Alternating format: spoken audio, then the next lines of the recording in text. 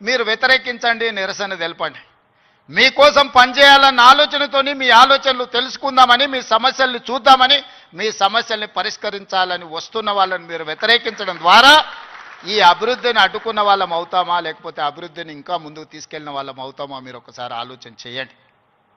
అందుకే ఈరోజు చాకలి ఐలమ్మ యూనివర్సిటీకి పేరు పెట్టడమే కాదు, 500 కోట్ల రూపాయలు ఇచ్చి అభివృద్ధి చేసి ప్రతి తెలంగాణ ఆడబిడ్డ చదువుకోవాలి, రాణించాలి అని చెప్పి చాకలి వీరనారి చాకలి ఐలమ్మ యూనివర్సిటీకి 500 కోట్ల రూపాయలు నిధులు ఇచ్చి ఈరోజు ఒక అద్భుతమైన పోటీ పడగలిగే యూనివర్సిటీగా తీర్చిదిద్దుతున్నాం.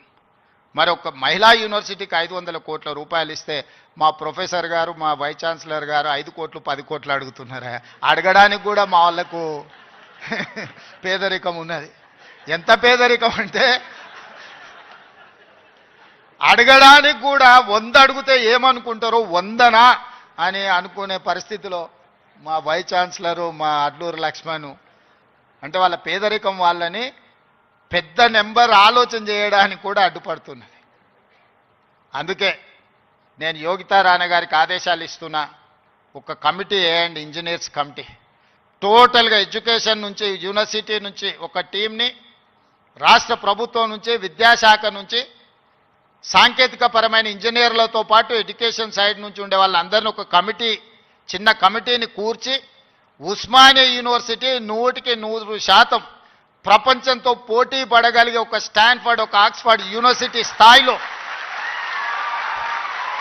మనకేం తక్కువ 3 లక్షల కోట్ల రూపాయల బడ్జెట్ ఉంది. ఎవడో 1,00,000 కోట్లు కట్టింది, కూలింది, పోయింది, 1,00,000 కోట్లు గంగలో పోయింది, గోదావరిలో పోయింది. మీకోసం ఒక 1000 కోట్లు ఖర్చు పెట్టడానికి మాకేమన్నా దరిద్రం ఉందా? నేను స్పష్టంగా చెప్పదలుచుకున్నా, ఈ సంవత్సరం విద్యాశాఖ కోసము 40,000 కోట్లు ఖర్చు పెట్టిన 40,000 కోట్లు ఈ సంవత్సరం young India integrated residential schools 100 నియోజకవర్గాల 100 young India integrated residential schools, ఒక్కొక్క స్కూల్కి 25 ఎకరాల స్థలం, 200 కోట్లు, 20,000 కోట్ల రూపాయలు ఈరోజు యంగ్ ఇండియా ఇంటిగ్రేటెడ్ స్కూల్స్కి నేను సంతకం పెట్టి ఇచ్చిన. యంగ్ ఇండియా స్కిల్స్ యూనివర్సిటీకి 500 కోట్లు పెడుతున్నాం. యంగ్ ఇండియా స్పోర్ట్స్ యూనివర్సిటీకి ఈరోజు 100 కోట్లు పెడుతున్నాం. యంగ్ ఇండియా పోలీస్ స్కూల్స్కి ఈరోజు మనం 100-200 కోట్లు ఖర్చు పెడుతున్నాం. నేను అడుగుతున్న మిత్రులారా, ఈ ఉస్మానియా యూనివర్సిటీకి ఏమి ఇచ్చినా తక్కువే, ఎంత ఇచ్చినా తక్కువే. ఇది చరిత్ర కాలగర్భంలో కలవద్దు. ఇది చరిత్రకు ఎప్పుడు నిటారుగా నిలబడ్డ సజీవ సాక్షిగా ఉండాలి ఉస్మానియా యూనివర్సిటీ. ఏం కావాలనో అడగండి, అడగకపోతే మీ పేదరికమే, అడగకపోతే మీదే పేదరికం. అది నా తప్పు కాదు, అది మీ తప్పు, మీ పేదరికం తప్పు. మీ ఆలోచనల్ని సవరించుకొని, అంచనాలను వేసుకొని ఏమేం కావాలనో చెప్పండి, అన్నిటిని ఇచ్చే బాధ్యత నాది. దీన్ని ఒక అద్భుతమైన యూనివర్సిటీగా, ఈ యూనివర్సిటీ లేకపోతే తెలంగాణకు చరిత్రనే లేదు. తెలంగాణ చరిత్రను నిక్షిప్తం చేసే యూనివర్సిటీ ఉస్మానియా యూనివర్సిటీ. తెలంగాణ పదానికే ప్రత్యామ్నాయం ఉస్మానియా యూనివర్సిటీ. అలాంటి తెలంగాణకు ప్రత్యామ్నాయమైన ఉస్మానియా యూనివర్సిటీ, సిద్ధాంతాలకు వేదికైన ఉస్మానియా యూనివర్సిటీ, ఓ గద్దరన్నను, ఓ జార్జి రెడ్డిని ఇచ్చిన ఉస్మానియా యూనివర్సిటీ, ఓ జైపాల్ రెడ్డిని, ఓ పివి నరసింహారావుని ఇచ్చిన ఉస్మానియా యూనివర్సిటీని తెలంగాణ రాష్ట్ర సాధనలో ముందు భాగాన నిలబడి తెలంగాణ సాధించిన ఉస్మానియా యూనివర్సిటీని ఇలా గాలికి వదిలేయడం బాధ్యతను ఒకసారి ఆలోచన చేయండి. అందుకే మిత్రులారా, ఏమైనా అంచనా వేసుకోండి, ఏమేం కావాలనో నాకు చెప్పండి. మళ్ళీ నేను వస్తా. ఠాగూర్ ఆడిటోరియం కాదు, ఠాగూర్ ఆడిటోరియం కాదు. మా వీసీ గారికి, మా పోలీస్ సిబ్బందికి చెప్తున్నా, ఆ ఎల్ల నేను వచ్చిన రోజు క్యాంపస్ లోపల ఒక్క పోలీసు కూడా పెట్టకండి. ఏ విద్యార్థులు ఏ నిరసన అయినా తెలపనియండి, నిరసన తెలిపే స్వేచ్ఛ కూడా వాళ్ళకి ఇద్దాం.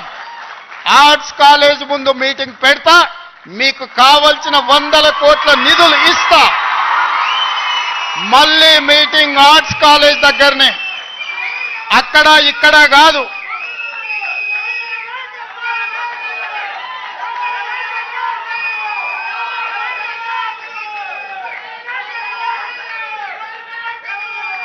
ఆర్ట్స్ కాలేజ్కి వచ్చిన రోజు డీజీపీ గారికి, సిటీ కమిషనర్ గారికి నేను ఆదేశాలు ఇస్తున్నా, ఒక్క పోలీస్ కూడా క్యాంపస్ లోపల ఉండొద్దు, నేను వస్తా. ఎవరు వీళ్ళు? మా తమ్ముళ్ళు, మా చెల్లెళ్ళు తండాలలో, గూడాలలో, మారుమూల పల్లెల్లో పేదరికం రుచి చూసి అభివృద్ధి జరగాలి, డాక్టర్లు, లాయర్లు, ఇంజనీర్లు కావాలి, ఐఏఎస్లు, ఐపీఎస్లు, ఐఎఫ్ఎస్లు అయి ఈ దేశ నిర్మాణంలో భాగస్వాములు కావాలని ఇక్కడికి వచ్చిన వాళ్ళను ఆనాడు ఉన్నాయన గొర్రెలు, బర్రెలు, చేపలు పెంచుకోండి అంటే ఈరోజు డాక్టర్లు, లాయర్లు, ఇంజనీర్లు కాండి, ఐఏఎస్లు, ఐపీఎస్లు కాండి అని నేనంటున్నా. నేను రావద్దా? ఎందుకు రావద్దు? గొర్రెలు, బర్రెలు, చేపలు పెంచుకునేటోనికి నేను రావద్దని కోరుకుండొచ్చు, కానీ డాక్టర్లు, లాయర్లు, ఇంజనీర్లు, ఐఏఎస్లు, ఐపీఎస్లు అయ్యే విద్యార్థులకు నేను రావద్దని నన్ను అడ్డుకోవాలన్న ఆలోచన ఎందుకు ఉంటుంది? ఒకవేళ అడ్డుకుంటే వాళ్ళు వేసే యక్ష ప్రశ్నలకు సమాధానం చెప్పే చిత్తశుద్ధి నాకుంది. తెలివి ఉందా లేదా పక్కన పెడితే నాకు చిత్తశుద్ధి ఉంది. నా చిత్తశుద్ధిని ఎవరు ప్రశ్నించలేరు, ఎవరు శంకించలేరు. అందుకే మీరు అంచనాలు పెంచండి, అంచనాలు వేయండి, అన్ని వివరాలు సేకరించండి. డిసెంబర్ మాసం మనకు అత్యంత కీలకమైన మాసం.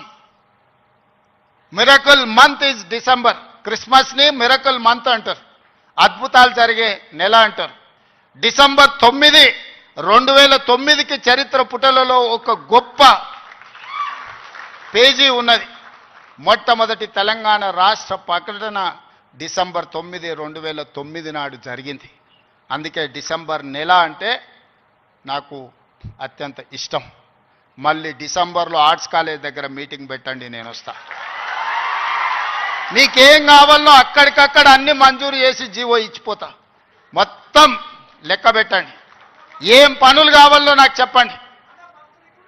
అన్ని రిక్రూట్మెంట్స్తో సహా మీరు ప్రణాళికలు చేసుకోవాల్సింది. నేను మంజూరు చేసేదే నా బాధ్యత.